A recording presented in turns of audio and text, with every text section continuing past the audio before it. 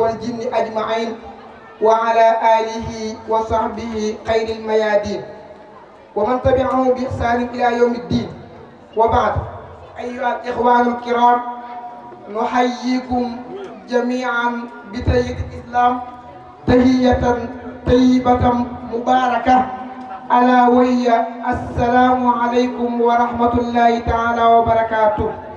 اليوم نبدأ عادتنا كما عرفتنا في هذه المكان وفي هذه البقعة إن شاء الله.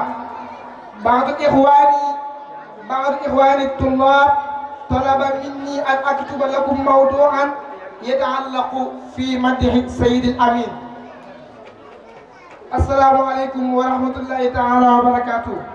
yéen mbokk yi fi teew, yéen ñi fi teew di góor, yéen ñi fi teew di jigéen, bi maanaam ayyuhal xaadiruuna wal xaadiraat, ñu ngi leen di nuyu baax di leen ziar macha allah, di wax ne yàlla yàggal taxawaay bi.